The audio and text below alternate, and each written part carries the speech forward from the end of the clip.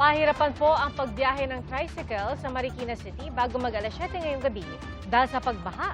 Nakaranas din ng pag-ulan sa Pasay City. Naiulat naman ang gutter deep na pagbaha sa EDSA Ortigas Service Road sa Mandaluyong at C5 Ortigas Service Road sa Pasig.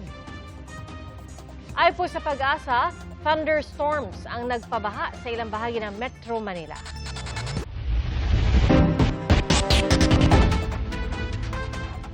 Ipinasapina ng CIDG ang lahat ng dumalo sa training sa Aurora na ikinamatay ng mga Ateneo player na sina Rene Baterbonia at Divine Adili. Ang sabi naman ng NBI, maituturing pa rin krimen kung may kapabayaan sa pagkasawi ng dalawang atleta. Saksi si June Veneracion. Isang candle lighting vigil ang isinagawa ngayong araw sa loob ng campus ng Ateneo de Manila University bilang pag-alala kina Rene Baterbonia at Divine Adili. Naroon ang Ateneo Men's Basketball Team kasama ang head coach si Tab Baldwin. Ito ang unang public appearance si Baldwin mula nang mangyari ang trahedya sa Dipakulaw, Aurora kung saan nalunod ang dalawang basketball players. Ipinasapina na ng PNP Criminal Investigation and Detection Group ang lahat ng mga dumalo sa training.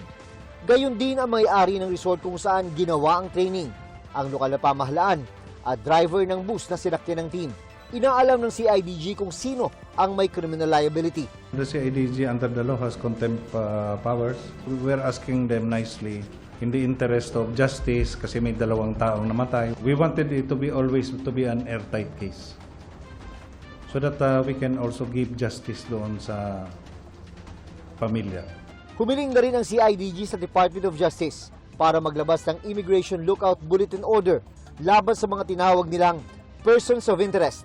Pero hindi na nila pinangalanan ang mga ito. Kasama rin sa iniimbestigahan ang mga hindi pinangalalang school official na kasama raw sa naghatid sa team sa Dipakulaw. What we are trying to establish is the school authorities concerned have prepared for the safety and medical needs of the athletes. Ipapatawag din ng PNP CIDG bilang mga testigo ang mga dating player ng Ateneo Men's Basketball Team na nakaranas din ng hirap sa team building at training sa probinsya ng Aurora. Nang mangyari ang trahedya noong Lunes ng hapon, kabilang daw sa mga inabutan ng mga police investigator sa pinangyarihan ng insidente, si Coach Baldwin. Nasaan po ba si Coach Tab Baldwin nung naabutan po ng mga investigator nyo? Kasama po siya sa grupo na nag-rescue. Pero hindi na raw nagawa ng mga investigador na makausap si Baldwin. Sa halip, ay dalawang miyembro na lang ng coaching staff ang humarap sa kanila. Hiniling din ng pamilya ni Baterbonia ang paglalabas ng Immigration Lookout Bulletin Order laban kay Coach Baldwin sa kopya ng sulat na ibinigay ng kanilang abogado sa GMA News. Sinabing hawak ni Baldwin ang mahalagang impormasyon tungkol sa nangyaring training. Ang kanyang pananatili sa bansa ay kailangan para mapigilan ang anumang delay o pagkawala ng ebidensya. Sinampi na rin si Baldwin ng Department of Labor and Employment para masuri ang kanyang employment status bilang dayuhang nagtatrabaho sa Pilipinas. Tanong ng chairman ng Philippine Sports Commission na si Patrick Gregorio sa isang pahayag, nasaan ba raw si Baldwin at bakit hindi siya nagsasalita? Ang nangyari daw ay isang national concern. Bilang respeto raw sa pamilya ng mga namatay na atleta at mga Pilipino, kailangan daw lumabas si Baldwin. Sa pahayag ng Ateneo de Manila University, sinabi nitong sila mismo ang humiling kay Baldwin na huwag munang magbigay ng mga pahayag. Ito raw ay para mahayaan munang umusad ang mga opisyal na proseso at malaman ang tunay na nangyari. Ang pananahimik daw ni Coach Baldwin ay hindi dapat ituring na wala siyang pakialam o malasakit. Inuuna lang daw ng universidad ang paghilom at due process bago ang pagtalakay ng isyu sa publiko. Pagkatapos ng masakit na nangyari, pinayuhan daw nila si Baldwin na tutukan ng emotional at psychological welfare ng mga manlalaro, coach at staff na naapektuhan ng insidente. Gayon din ang kanyang sariling pagdadalamhati. Ayon sa Ateneo, rerepasuhin din daw nila ang mga umiiral na athletic protocols. Batay sa mga nakuha nilang impormasyon sa mga nasa team building, nagko-conditioning exercises ang grupo sa mababaw na bahagi ng dagat nang bigla silang hampasin ng malalaking alon. Nakaahon daw ang ibang players, pero natangay sina Baterbonia at Adili. Pagdiin ng Ateneo, walang anumang weights o pabigat na ginamit sa aktibidad. Siniguro ng universidad na nakikipagtulungan sila sa lahat ng investigasyong ginagawa ng mga otoridad. Habang umuusad ang investigasyon, naka-leave din si Baldwin at team manager na si Epok Kimpo. Nagsasagawa rin ng investigasyon ang Commission on Higher Education. Nakipagpulong sila sa Ateneo de Manila University Crisis Management Team. At dito nalaman na 24 ang student athletes na kasama sa team building at training camp. 7 ang mga coach at staff members. Sabi ng CHED, aalamin nila ang katotohanan para may mapanagot at magkaroon ng mga pagbabago para hindi na maulit ang trahedya. Kanina, voluntaryong nagtungo ang may-ari ng resort sa NBI kasama ang kanyang abogado at ilang staff. Ayon sa abogado ng resort owner, nag-book sa resort ang basketball team ng Ateneo para sa isang team building. Binubuo raw ito ng mga player at kanilang coaches. Part of the briefing and the engagement or the booking that there will be no photos or videos taken. Base lang po sa kwento ng mga kliyente natin, ano yung na-observe nila before yung insidente nangyari? Anong ginagawa ng grupo po? Well, normal team building activity. I've seen some videos and they looked normal, happy.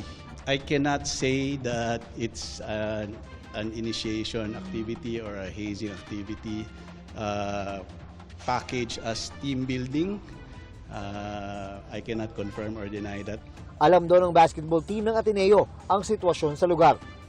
Bukod daw kasi sa reminder ng resort sa mga possible risk, hindi rin daw ito ang unang pagkakataon na nagsagawa ng team building sa nasabing resort ang team ng Ateneo.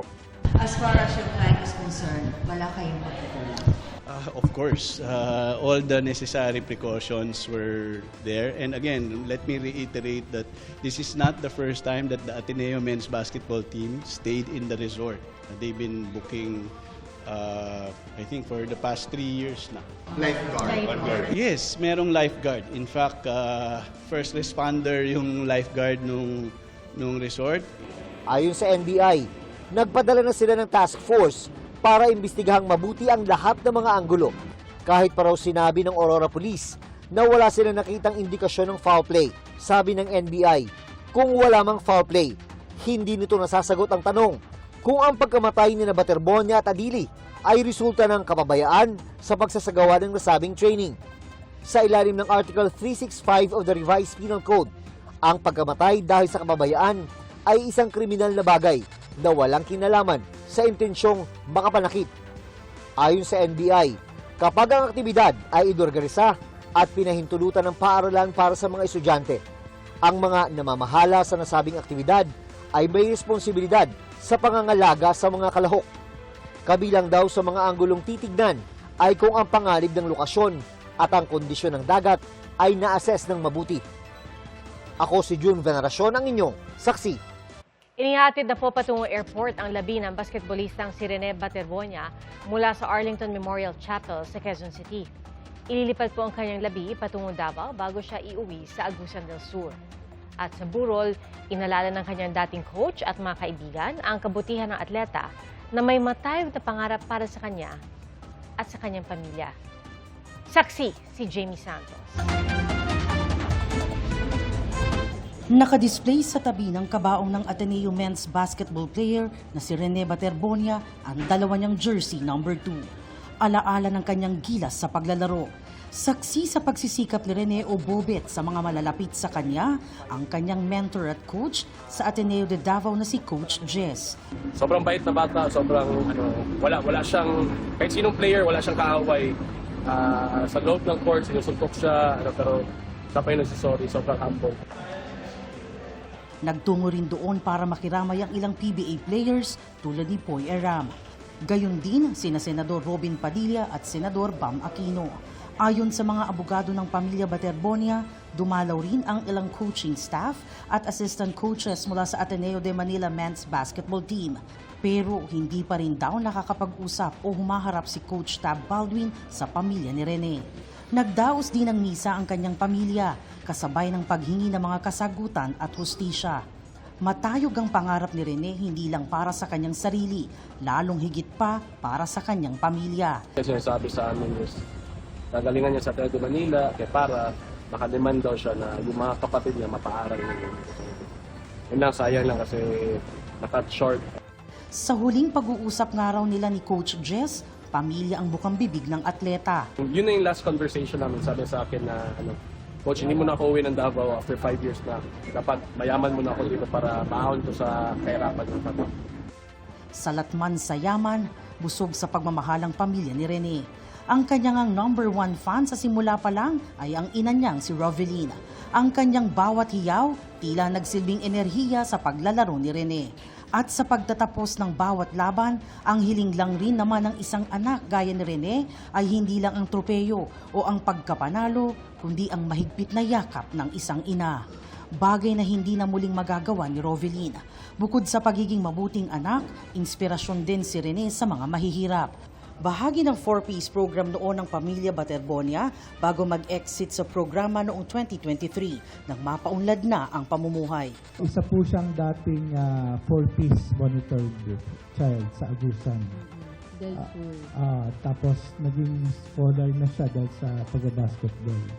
Nakabuo man ng pangalan si Rene sa larangan ng basketball ay hindi pa rin niya tinatalikuran ang kanyang pinanggalingan. Minsan na rin siyang naghatid ng tulong sa mga dati niyang guro sa Brigada Eskwela ng kanyang elementary school.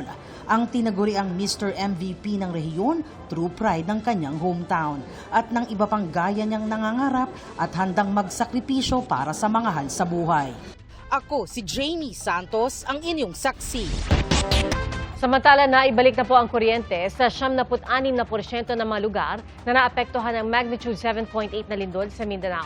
Ayon sa National Electrification Administration, patuloy ang mga hakbang para maibalik ang kuryente para sa mahigit 30,000 pang apektadong customer. Madaraanan na rin ulit ang ilang kasadang sinira ng lindol pero ang supply ng malinis na tubig, problema pa rin. Saksi, si Maki Pulido. Takbuhan ng mga residente pagdating ng relief goods sa Barangay Tango sa Glan, Sarangani.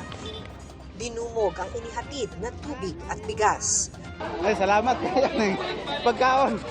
Pang-apat na araw ng hirap ang mga residente sa mga pangunahing pangangailangan. Ito po ay ilang araw nyo ng hawak. Dalawang araw, ma'am.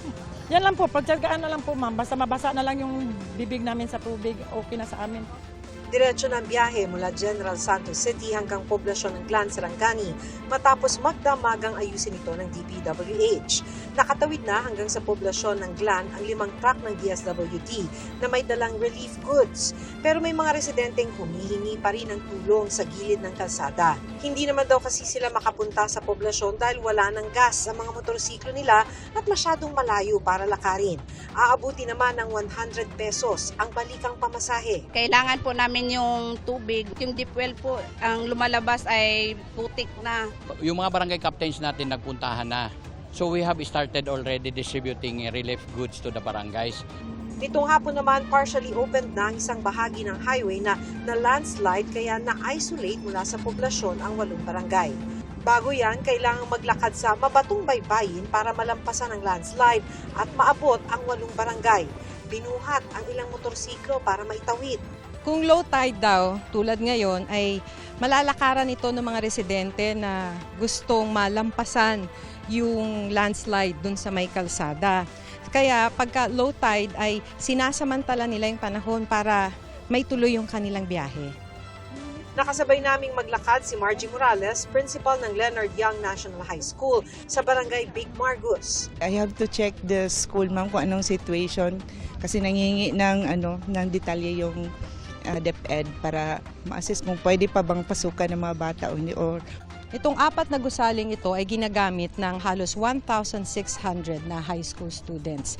Pero sa obserbasyon ng mga guro ay bahagyang lumubog yung 4 na gusaling ito. Kaya medyo tabingi.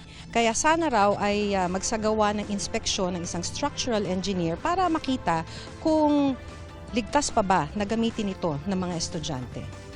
Sa Barangay Small Margus, mahigit 200 bahay ang gumuho, kaya di na matirhan, karamihan sa gilid ng dagat, ayon sa kapitan ng barangay. Ang ilan, mga trapal ang ginamit na pansamantalang silungan. Ang kuryente nito, wala na, okay lang yun. Kahit matagal pang kuryente, yung pagkain lang, tubig at sa kamadaanan namin ang mga bahay sa mga tao na tinitirahan. Walang mapagkakitaan ng maraming residente na landslide ang marami sa kanilang mga tanim sa bukid at hindi makapaglayag ang mga mangingisda. Ang fuel ma'am, hindi na makapasok dito ma'am. Kaya mangingisda namin ma'am, kailangan ng fuel kay sa makina, walang fuel. Kahit ngayon ma'am, mga motor namin standby na kaya wala na nagbinta ng wala na, hindi man makapasok. Dahil wala pang nakakarating na tulong, na itatawid daw nila ang mga hamon dahil sa bayanihan. May pananghalian ng pamilya ni Zerley dahil binigyan siya ng ulam ng kanyang kapitbahay. Bandang hapon, sinabi ni Mayor James Yap na madaraanan na ang isang lane ng highway kaya masisimulan na rin ang paghatid sa kanila ng tulong. So yung kapitan doon, papunta na rin dito para kumuha na rin ng relief good nila. Ayon sa DSWD, mahigit 80,000 pamilya ang apektado ng lindol sa mahigit 300 barangay. Tumulong ang Philippine Air Force sa pag-airlift ng tulong sa mga lugar na hirap abutin gaya ng Glan at Balut Island. Nakatulong din ang ilang volunteer truck mula sa pribadong sektor. We have already released a total of 20,780 family food boxes and 1,546 combination of non-food items. Gumamit din ng helicopter para maghatid ng tulong sa 3 isolated na barangay sa Jose Abad Santos, Davao Occidental. Sa Balut Island, sa labas pa rin natutulog ang ilang residente na nawasak ang tahanan. Ayon sa NDRRMC, 47 ang patay dahil sa magnitude 7.8 na lindol. 31 ang nawawala pa rin. Sa General Santos City, na-recover na ang 3 empleyadong natabunan sa gumuhong supermarket. Ako si Maki Pulido, ang inyong saksi.